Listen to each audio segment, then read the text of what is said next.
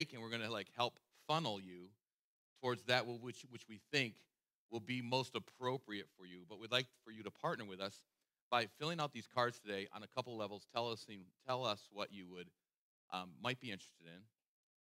Tell us where you might be interested in meeting, and then whether you'd be interested in leading a group, hosting a group, or attending a group.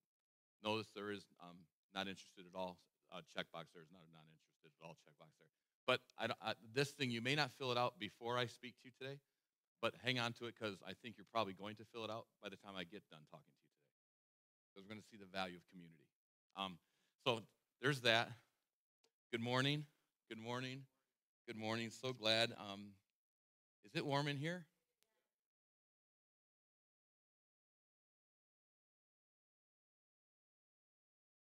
You just can't please anybody. Again, it's like no, it's perfect. I got people here with scarves around their necks. It's like okay. Please keep your clothes on, though. All right. One of the verses that we're really,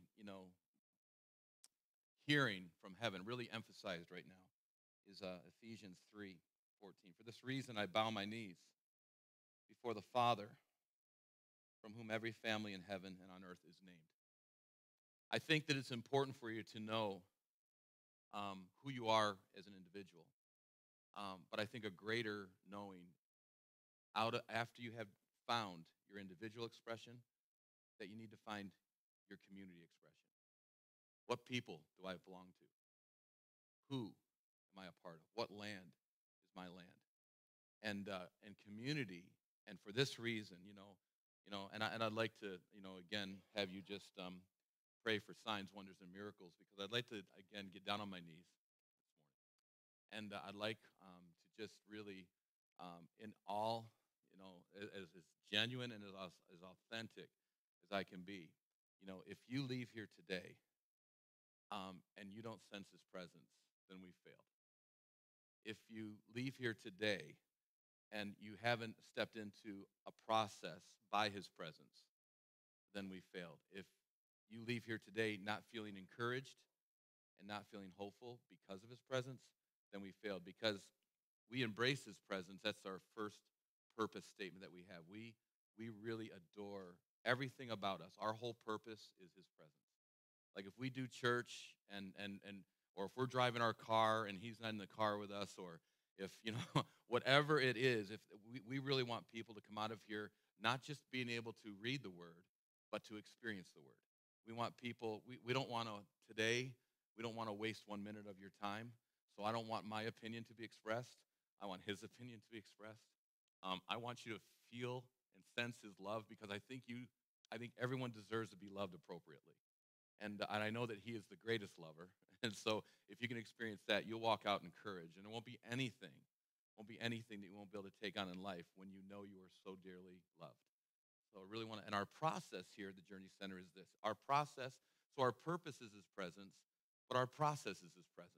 We feel like you have the best chance of becoming who you are by staying in His presence, by learning to walk in His presence, by being aware of His presence, by understanding He never leaves you, never forsakes you, that you are a much beloved child, that you are adored by Him, that you are so special in His eyes, that not only do you embrace Him, but He embraces you, and that He loves you first.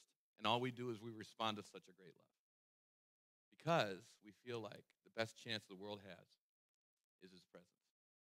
We feel like the best chance that we can impact culture is the fact that you learn to be a carrier of His presence, that you learn to learn to like spill Him all over the place, that you're so filled with love and you're so filled with joy that everyone that you come in contact with feels more loved and feels more joyful, and they have no idea why. So we don't have to preach Jesus, because we are Jesus. So would you help me help you today? Would you pray for me as I pray for you? Father, our heart today is to hear you. We want to come into all things that are you, Christ. We want to be aware, have a tangible awareness that you have walked among us today, that you've been here, that you have been a provider for those that needed provision. You've been a healer for those that needed healed.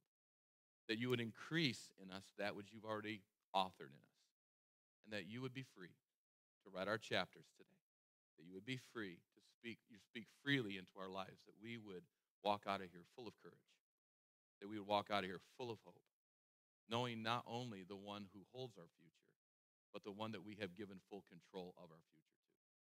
We trust you today. That is our declaration.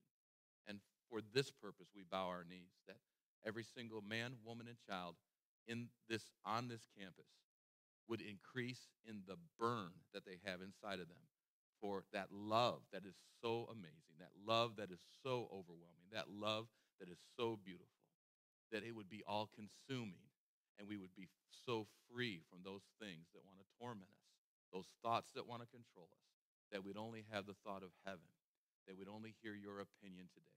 And Father, if my words aren't delightful, would you turn our hearing so our hearing is actually delightful to what you want to say to us? That at the end of the day, that is what matters most to us. In Jesus' name. Thank you, you guys. I really appreciate that. Sign, wonder, miracle. Yes. So today, I have the opportunity to talk about this topic that I think is so very important. Um, we've been developing our sermon series over really off of the mindset, the concept. Like, Father, what do you want to say to your church? And we've been thrilled. We've been really thrilled to find out that what he is saying to the Journey Center right now, and what he's speaking into our community right now, he's speaking to the church all over the world right now.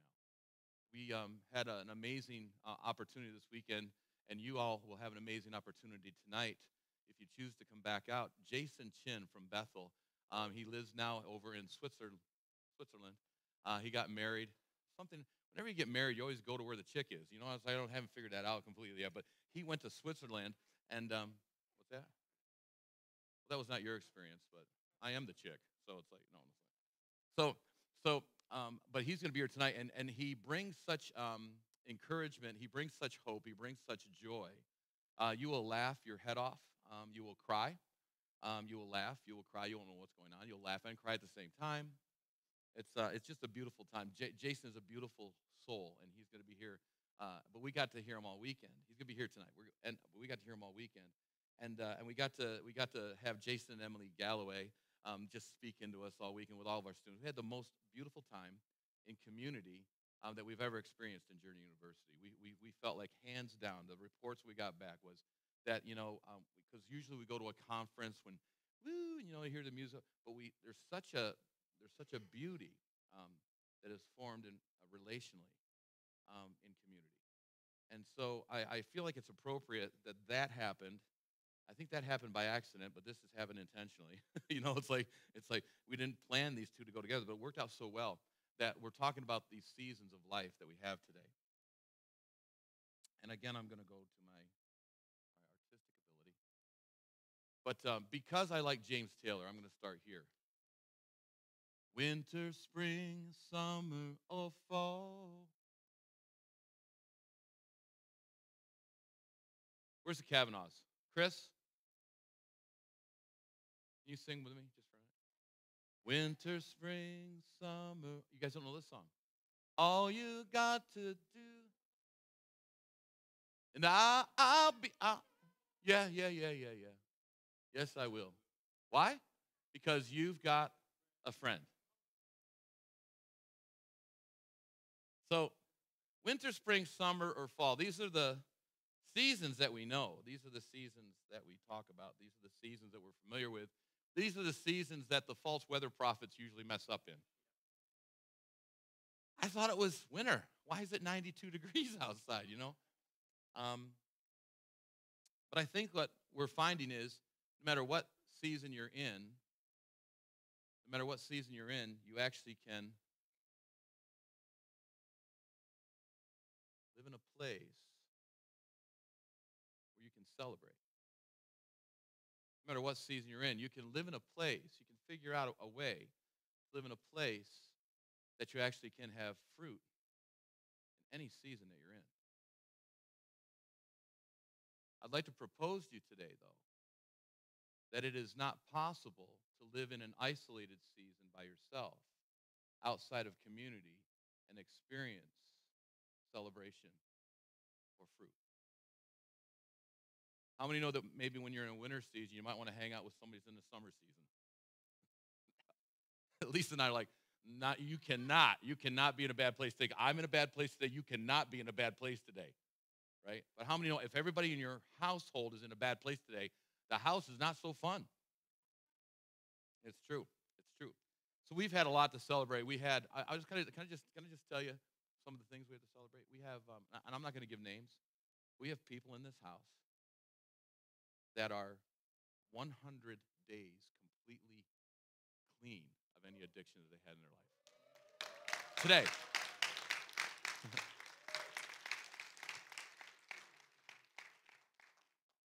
We have another one that's 47 days clean today. In fact,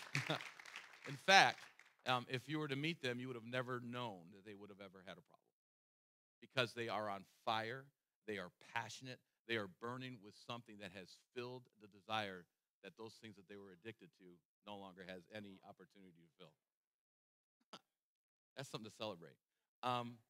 Because of that kind of stuff, we've been 10 years on this track record with iMatter. If anybody read the Star Gazette this last week, there was a large article that said in the Star Gazette that the federal government, New York State, and Chemung County have unanimously decided to partner with the iMatter Foundation.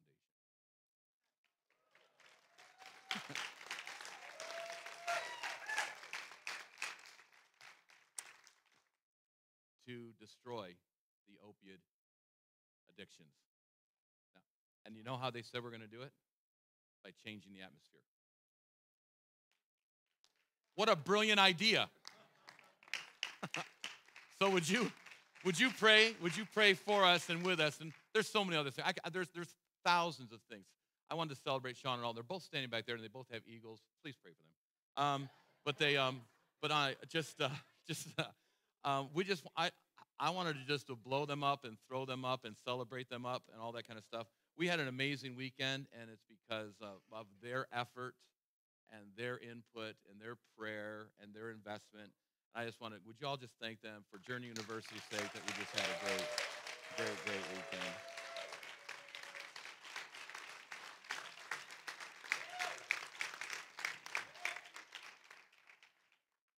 Mr. Okoro, would you stand up, please? I just like saying your name, bro. So today we're gonna today have you sign up with these cards. Chukudi and his wife are gonna be out there after. Did I say that right? It was pretty good, right? See, you know how I started out? I was starting out Chuck Woody, and that wasn't working. So Chukudi. Let's everybody say that one. Everybody speak in tongues for a minute. Ready? Chukudi. There you go. All right. So Chukudi and his wife are going to be out there. They're our leaders for our Connect groups, and they are crazy about building relationships. They're going to be out there afterwards. Today we're going to connect. So your Connect cards can go in either to the ushers or to out at our welcome center today. You can sit down, buddy. Sorry. Could you just? I have he would stand there for the whole sermon if I didn't tell him. So, and then next week we're going to have some training for those that decide to be leaders, so you don't feel unequipped, ill-equipped, de-equipped, re-equipped, whatever. And then on October 8th, next Sunday, from 12 to 3, we are actually going to have this thing called Journey Group Link, where all of those can kind of find the place you might want to fit as far as our Journey life groups are concerned. And then we're going to launch the following week with you well-equipped, ready to just have a great focused opportunity of moving into that, which we have found as a kingdom expression. And we're going to take things that we've learned from Journey University and bring it down to a small group level so you can actually begin to just taste and see some of the things that we're discovering in our culture. So really want to encourage you to be a part of that today. And those cards are for your purpose to fill out, whether you want to lead one, host one, or attend one. We'd love for you to be able to do that. So what season are you and I in? See, you and I were designed, by design, God saw fit to make you perfectly, beautifully, wonderfully. And he wants you to be powerful. He wants you to be a world changer, whatever world you're living in, that it changes because you just walked into it, because you're a part of it. He wants you to live redemptive. He wants you to live miraculously. wants you to be an overcomer of any hardship that may come your way. He wants you to be one who defies all odds, anything that's against you. He wants you to be a giant killer. Grasshoppers don't kill giants unless they know that they're bigger than the giants. So if you want to be a giant killer, you should hang around with giant killers. Such a big idea. Oh, Pastor Scott, I just don't know. I've got cancer. Go hang out with Sarah. She'll show you. She'll show you how cancer is a little c compared to the big C, Jesus Christ. You know, and then he actually designed you to be one who conquers fears, not is conquered by fears. But how many know that sometimes in the seasons that we're in, it may not necessarily feel that way? The Bible says, though, for we are, say this with me, we are his workmanship, created in Christ Jesus for good works, which God prepared beforehand, that we should walk in them. He's got this thing figured out. He has an answer to every problem you're ever going to engage. Wouldn't it be nice to know the answers, to actually have a response to whatever season you're in instead of reacting to the season you're in? I had no idea that winter was coming. You're not prepared? I had no idea there's going to be so much rain in the spring. You're not prepared? Didn't bring any sunscreen. You get burned. See, it's very important that we understand what season that we're in. The question we have to ask is, do I actually believe that he wants me to be a world changer? Do I actually believe that he has prepared all this stuff for me? Do I actually believe that he has a response to anything that might come my way, to anybody's opinions, to any season that I find myself, any situation I find myself? Do we really believe that he has an intention for us before that season ever comes? But blessed is the one who trusts in stuff. Blessed is the one who trusts in your own strength. Blessed is the one who, blessed is the one. You have blessing and favor completely proportional to the trust level that you have for God. Because as you trust him, you can build a confidence that is actually found in him. Father, I don't understand this season. I don't understand what's going on. I don't understand how I got here. I don't understand why I'm here. But this I do know, is that in the midst of this season, no matter how difficult this season is, if I don't trust you, would you help me in my mistrust? If I'm not believing you right now, would you help me in my belief system? Would you help me come up higher to a place that's higher rather than succumbing to the season I'm in? May I actually learn how to be fruitful in the season that I'm in. How many remember last week we talked about I am Groot? Remember that? I am Groot. Groot is grounded and rooted in love. This side got it. You guys need to come up a little bit. You need to bring it up just a little bit. But I'm going to say it a little differently today. Back up one. But blessed is the one who trusts in the Lord, whose confidence is in him. They will be like a tree planted by the water that sends its roots, Groot, by the stream. It does not fear when heat comes. Its leaves are always green. It has no worries in a year of drought and never fails to bear fruit no matter what season they're in. I don't know about you, but who wants to be there? I got this whole, I am so more convinced about the fact that I am Groot. Because I don't only want to just be planted, and I don't want just my feet to be on solid ground. I want my roots to spread. I want my roots to go into, where's there living water? Let my roots find where there's life. Let my roots find, even the season I'm in, the fruit is completely affected by the root. Where are you putting your roots into? How deep are you willing to go? How much are you using the resistance of the wind and the seasons to actually drive your roots deeper to that place where water actually flows? I just see trees in nature that are weak by their design or by nature. Find that trees with a shallow root system are usually found amongst a lot of trees. Because what they don't have in their own root system, they have to gain from the strength of the other trees around them.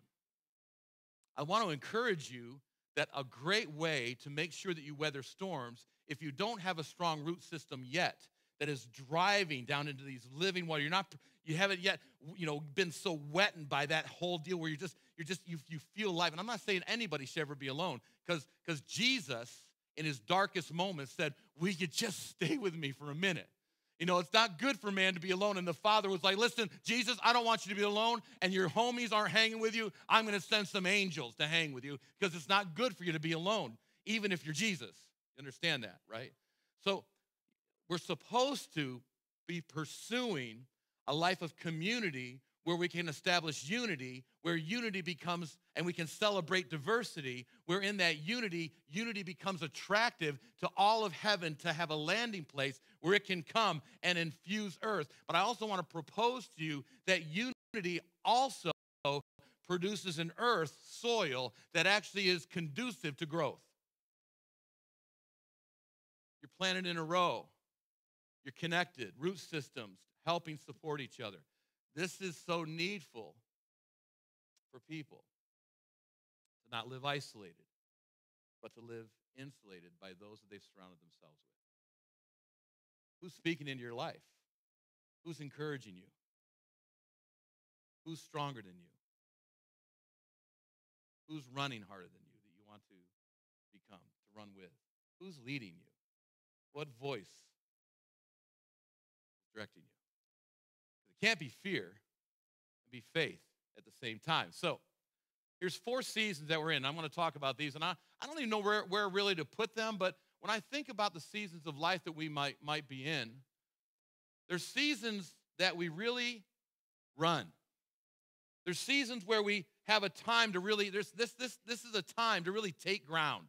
This is a time where there's favor and there's a stretching of our faith, and we actually like it. It's like, I like every place you put your foot, you feel like you've just taken new ground. There's a time, there's a season where you're under the favor and you're under the blessing of God. This is a great time. I don't know, let's call that summer. Maybe summer, everybody? I feel like exercising in the summer because the sun's up more longer. It's like, let's go running, even if it's just a jog. Let's go run. So let's call this the run time. Then there's a season of rest. A time to pull back. The time of refining.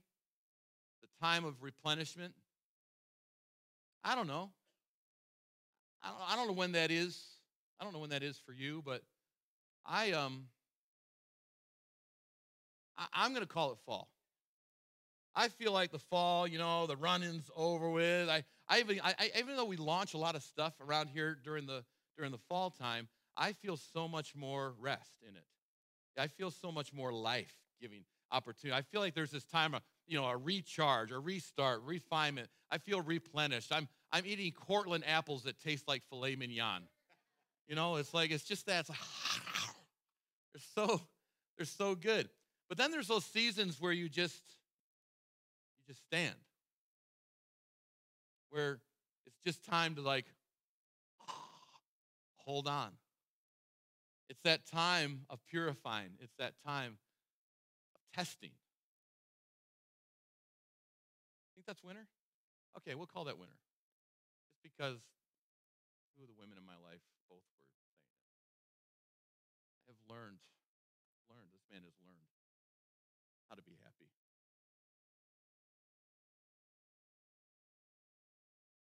Then there's active waiting. There's active waiting. A time to keep moving, times of inward depth, but yet there's forward movement. Do you ever feel like at this active waiting moments, kind of feels like, it's kind of like a horse in a stall ready to run the race. But you're in a holding pattern. But so we'll just call that spring. Spring chickens waiting for birth. Chickens. So active waiting. It's important to know what season that you're in so that you can be better at doing the following. It's a word from our sponsor. Oh, I didn't mean to use the middle finger when I did that. See, you need to know what season you're in. You guys need to know what season you're in because you need to know how to pray. And every season has a different prayer. Every season has a different language. Every season, prayer looks, sometimes you might be talking more. Sometimes you might be listening more. Sometimes you may not know what to say. Sometimes you may just be like, oh, God. And sometimes it's like, hey, whoa, let's go. I mean, what season are you in? And how many know that some people that are in summer season can really irritate those that are in the winter season? Why are you so happy? Knock it off. There's a statement that says misery likes company. I'd like to say something. Let me give you a truth beyond that statement. That we all need each other in whatever season we're in.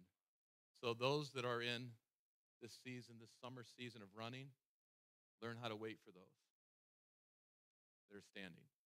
Those that are standing, learn how to take a few steps by those that are running. See, we stay together. We walk together. No man left behind. Also, we need to know what season we're in because the enemy's strategy is to derail you. And every season has a different strategy. So if you know what season you're in, you can understand better the strategy. That's why it's important for you to know what season you're in. A lot of times, things that are happening in your season will actually tell you what season you're in. And you need to actually embrace that, understand that, and then have a response to that, not to be derailed by that. The enemy has been doing these kind of things forever. He hasn't changed, but it seems like you're the only one who's gone through what you're going through right now. I promise you, you're not. There's nothing that happens to you that he hasn't made a way of escape for you, and nothing that you've gone through that he hasn't gone through and found victory in. Jesus is our model right here. This is Jesus of how to actually live in any season and still benefit from every season and be fruitful in any season. The season you're in is also going to be, knowing what season you're in is also going to help you figure out what God's plan is for you in the season you're in. Really big deal. A runner may if you're in a running season, right? If you're in that running season and some things like, I'm going to say just a little bit, but when you're running, sometimes it's hard to figure out when to rest. But if you understand you're in a running season, you will look for those opportunities to just kind of take, what do they call that in NASCAR? A pit stop. You got to know, because you're not going to, you can run, then God's voice, how many know that the Father's voice, the Son's voice, and the Holy Spirit's voice all have a unique voice? Yet they're the same voice, but they're unique. They're many waters, right? Let's just put it that way. But also, those voices are filtered by the season you're in. And if you don't understand what season you're in, your filter's going to get clogged. You're going to think, well, God, you've always spoken to me this way. Yeah, that was this season. You're in a different season now. So hear better in the season that you're in. And if you understand the season, your hearing will be better. What posture should I take? The season will dictate the posture. You understand that? No. Well, if you're running requires a posture. Movement, right? Excitement, passion, anticipation, expectation. There's something in that. In a standing season, you should stand on something that is worth standing on. You should posture yourself not to be able to be knocked down. Right? There's postures that you take spiritually, emotionally, relationally, physically, literally physically, that you can take during the season to benefit from the season so the season doesn't overwhelm you, but you actually have the ability to produce in the season that you're in because of the posture that you've taken, the rooting that you've taken, the grounding, the absoluteness, the thoroughly convincedness of that season. for that season. Then this is the big, for me, this is the big one, is how, how to be obedient in the season I'm in. How am I going to, every season requires a different form of obedience. I mean, if you're being called to rest, then you probably ought not run. That would be a lack of, but in a season of running, you should probably run and not rest until he says, rest. This obedience looks different in every season that you're in. So the run season, let's talk. It's a time of favor. It's a time of. This is the time where you take more ground on your good days. How many know that in a running season, you actually can have a bad day or two?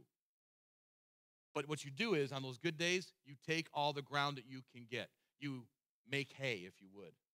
All athletes are disciplined in their training. They do it to win a prize that will fade away. But we do it so that for this eternal prize that we have. We can't get tired of doing good. We got to keep running. We got to stay in the fight. We got to fight for what is good. We can't get weary of the race. We have a long, listen, y'all, this isn't a sprint. This is a long distance race. Runners learn how to pace themselves to take ground every single day. So I run with purpose in watch this, every step. And you speed it up a little bit. How many know you didn't start this life by running? If you did, you would have had a lot of bruises. Same is true in your Christian walk. Some babies, you look at them, they think they're running. They're not going anywhere. They think they are, though. You know, you're not going to tell them that's okay, but they're going to learn how to crawl. They're going to learn how to stand. They're going to learn how to walk. They're going to learn how to run. Same with you. Enjoy what your season of running looks like in the level of maturity that you have in that season.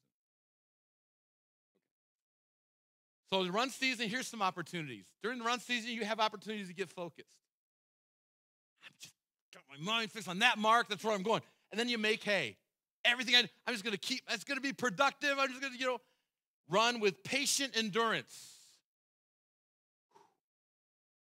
Do great things. Bear much fruit. Make up for lost time from other seasons. Here's some temptations during your run season. I just need to sit on the couch for a while. Eat chips. I might loosen my grip maybe too much during the run season. Take my hands off it a little too much. I might become complacent during the run. Everything's going so good. I've hit my stride. Bang, you hit a wall. You lose your focus. Get too comfortable or too at ease. You waste time on insignificant things, or you might be resting when you ought to be running. The run season. The run season is where we see the kingdom multiplication begin to work in us and around us. All of a sudden, you used to be additive, but right now you're in a season like everything just seems to be multiplying. Breakthrough moments are happening left and right. Encounter after encounter. I've hit my stride. I just love this. Every season should be this way. Here's some tips during the run season. Do not neglect your private prayer times when you're running hard. Make yourself available to God. Keep your ear tuned to his voice. See, because if you're going to be running, you probably ought to be going in the right direction. Yeah? Open your hands and your heart regularly to receive from him. You're going to need to drink while you're running. Rest only when he tells you to rest. Obedience. Understand that this pace, thank God, is only for a season. All right. And God is able to make all grace abound towards you, that you always, having all sufficiency in all things, may have an abundance for how many works? Every good work. There is an abundance. You have to have the attitude that my God has a limitless supply available to me. How do I tap into it?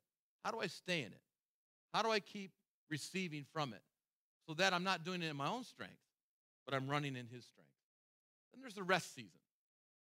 These are the times of refining and replenishment. These are the times, and these are the seasons that you don't typically welcome this season. The reason you don't welcome this season is because it's viewed oftentimes as a dismissal rather than as a divine appointment. See, you usually feel like you've been overlooked during this season. You usually might feel like you've been put out to pasture during this season. I'm not valuable. I've lost my purpose. But here's some opportunities that during this season of rest that you can have. God reveals during this season your real motivations. God actually heals your wounds during this season. He restores your perspective during this season. He refines your dreams during this season. He strengthens your identity in him. And you and I, we learn to rest. We learn to trust. We learn to lean into him. We learn to give when we have nothing to give. But we also learn to be. And we learn to be okay. I was asked my ministry objectives for the next year, and we did this whole prophetic thing. And what's this? I could give you 3 million things that I have envisioned that God has going on. He's reduced me to one thing: that my life would be a ministry to him. That's it. You know how easy that is? Strive to enter his rest, and his burden becomes light. My burdens are quite heavy that I find I put on myself. But the beauty is, when you strive to enter his rest, you actually have more for the run. Thought I'd throw that out there. You can enter this season by accident. Bang! Or intentionally. Pull over. It's your choice. How many times have you been called into rest because you got sick?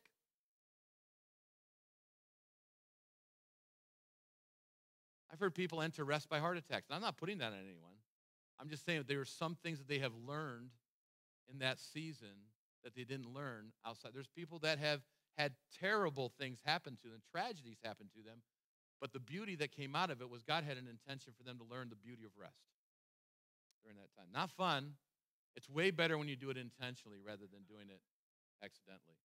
The rest season, here's some temptations that we might have. During the rest season, we might feel like we want to run ahead of God and make something happen. You might think that you know better than God during this season. You might think that God has looked away and has lost interest in you.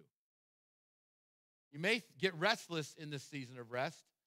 Here's a real big one. You might get offended by or impatient with your father. To view this as wasted time or as though you are useless, not doing anything. Nothing good coming out of my life. Doesn't seem to be any fruit. Most of the time, the rest season begins painfully. Here's a tip. Don't wrestle. Just nestle.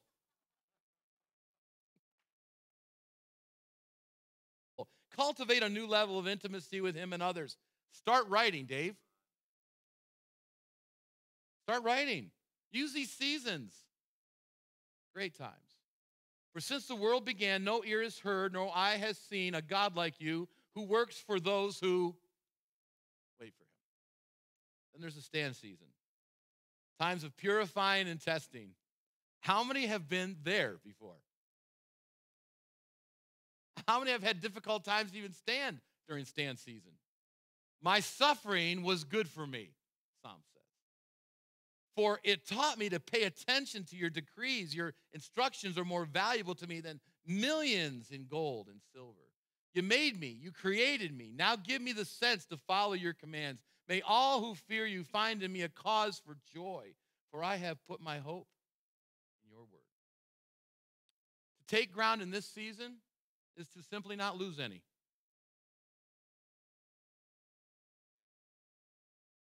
Yeah, during this season, your running will look like standing.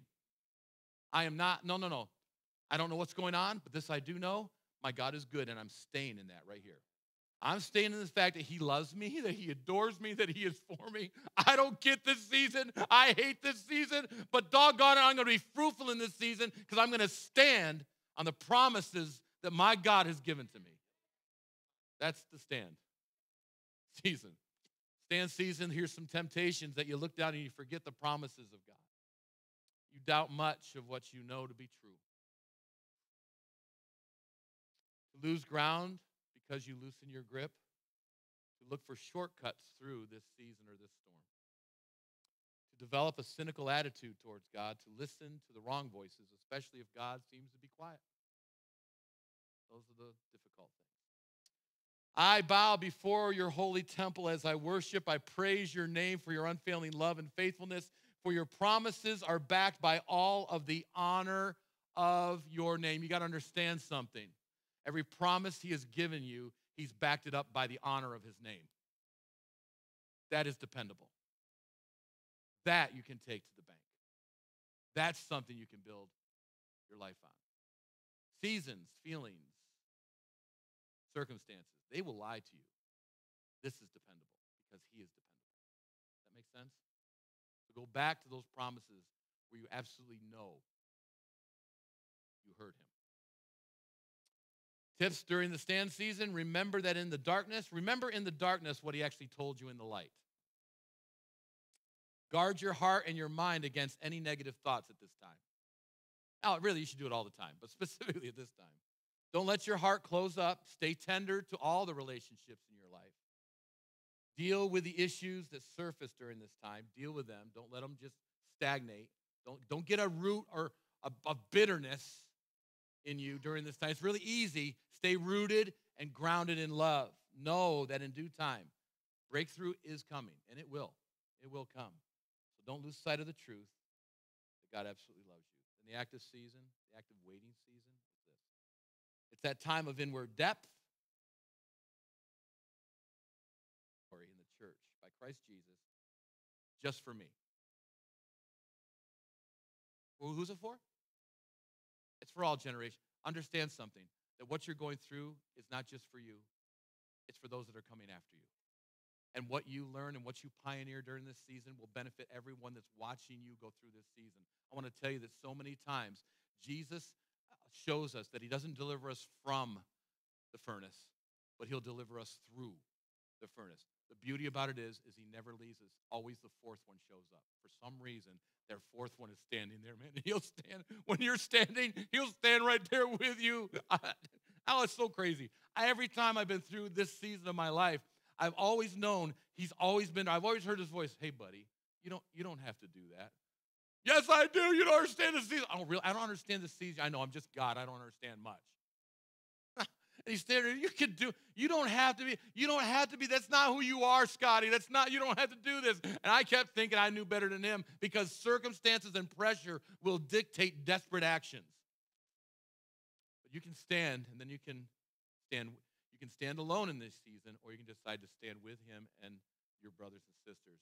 You're much better locking arms and standing in this season together. Do not isolate. The enemy loves to isolate you because he wants to pick you off. Active waiting season temptations are this. We can get distracted by the daily routines.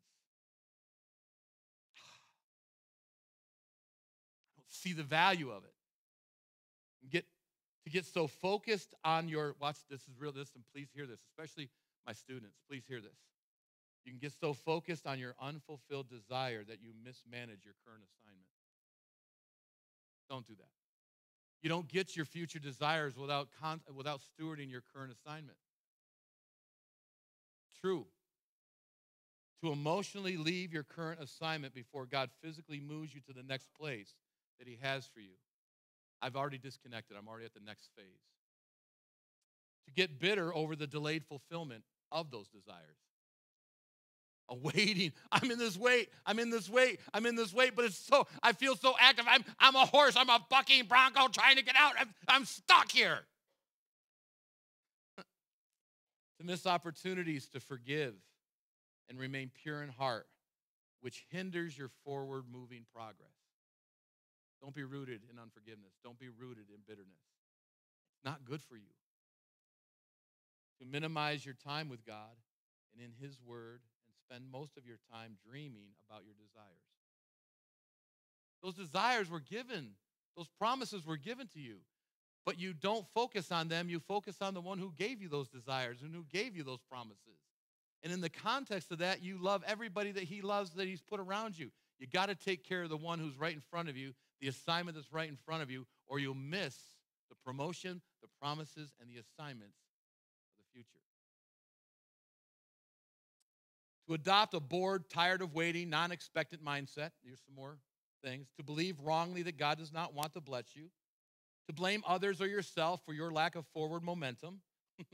To overwork to the point of exhaustion, trying to accomplish God's dream in your strength. The result is you get burnt out. To go on autopilot, or as my friend Sean says, coast. Thrive on your own and actually forget all the promises he's made to you. Those are some of the warnings. Here's some tips. Spend intentional, consistent time with the Lord, individually and corporately. You need both. Me and God, we got our own thing going on. Can I tell you something? Chuck and Sil, I benefit by how you burn.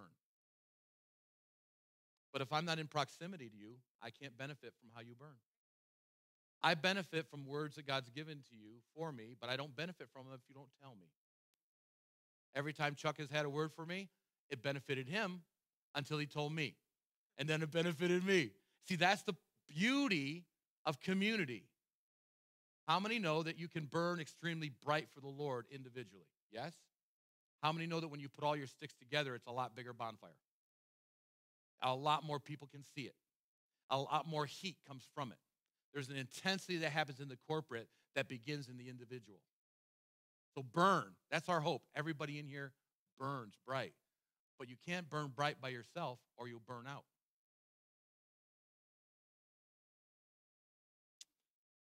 Tips during the active season: care for and nurture the promises of God within you. Trust his timing for its fulfillment. Stay in community and be honest about your up and down emotions and perspectives. We learned that this weekend with Emily Galloway. Y'all are amazing people, but you all need each other, and you all fall down, and you all get up, and you all have emotions, and you all have feelings. If you keep them inside of you, they become a poison. But if you express them, then you don't have to be depressed by them. Confess your sins one to another. It's not just about it's about those things. Man, I'm having some wrong thoughts. I'm having some wrong thoughts about God. I'm having some wrong thoughts about myself. I'm having some wrong thoughts about where I'm going. And you may have amazing dreams and desires from God, which you can get individually. But you always get timing, a sense of sending, a sense of delight. Confirmation comes in community. You were meant to do life together. You were meant to be connected. You were meant to spend time having iron sharpen iron. Might miss some opportunities to forgive and remain pure in heart, which hinders your I think I already said that. To adopt a board. Okay, I said that. To overwork. Yeah, I got that too. I really wanted that point driven home, must be. There's a lot of those. So here's your next step. Somehow you need to get connected. And like I said, you can get connected accidentally, which is fun sometimes. You can fall into love, which is fun sometimes. But what about if we actually became intentional? That we would share our lives with others. That we would begin to link up. That we begin to benefit from your stories. Man, I heard Manny's story again last night. We spent almost 2 hours in the car together and doing this crazy stuff, driving on the road, stopping at rest areas, praying for people we didn't know. You're a freak. Watching intimacy grow out of conversation. Watching intimacy grow out of hearing each other's stories. See, you guys get to hear my story, and it's getting boring. We really want to hear everybody's stories. Your story is so valuable. Your life is so valuable. Your journey is so valuable. But it needs to find expression of that value in community. 70% of you do not want to join in community because of the way you're wired up. The way that your personality is. I just want to invite you into the persona of heaven instead of your persona. I want to invite you into a place of being uncomfortable so that you can be stretched, so that you can grow, so that you can be loved, so that you can be vulnerable, so that you can enjoy all that life has to bring. But it starts by not journeying just by yourself, but going on a journey with others. Take a road trip with others. Hear their stories. Hear their heart.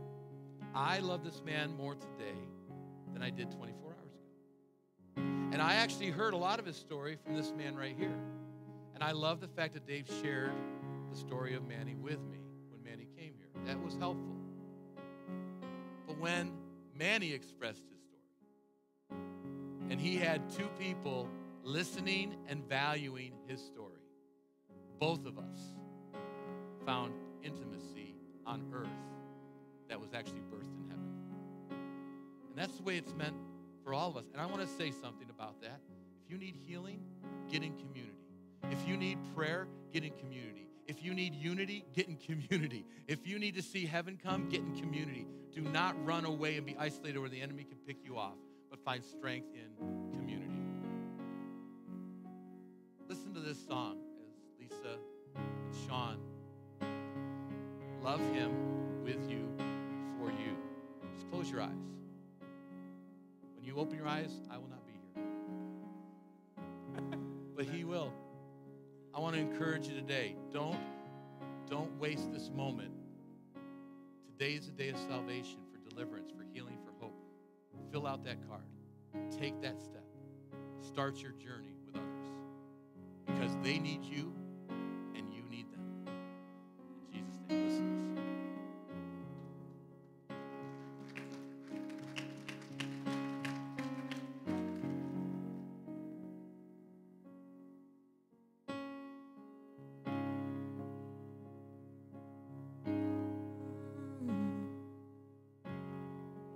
Walking around these walls never failed me yet.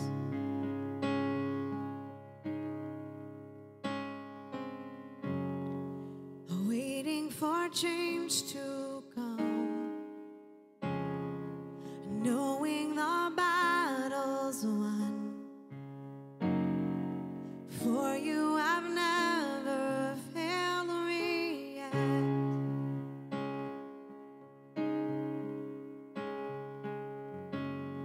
Your promise still stands.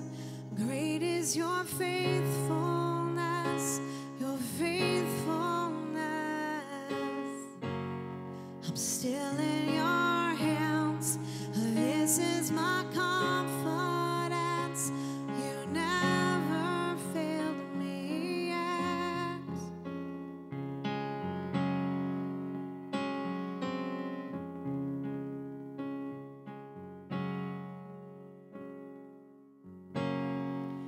I know the night won't last. Your word will come to pass. My heart will sing your praise again.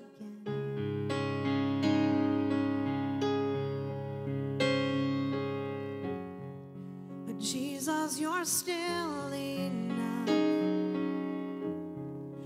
Keep me within your love. Oh, my heart will sing your praise again.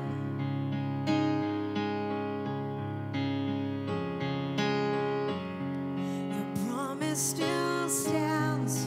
Great is your faithfulness, your faithfulness. I'm still in your hands. Oh, this is blessed. I'm still in your hands. Oh, this is my confidence. You never failed me yet.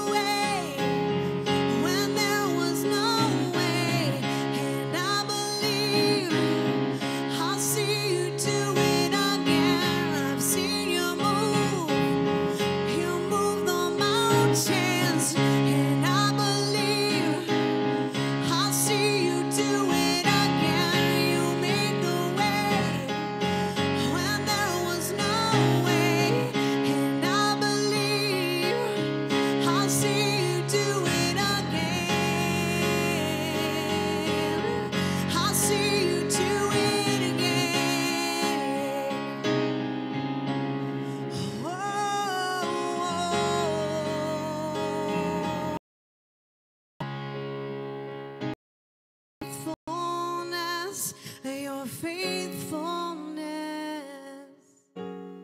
I'm still in your hands, and this is my confidence. You never fail. Your promise still stands. Great is your faithfulness, your faithfulness. I'm still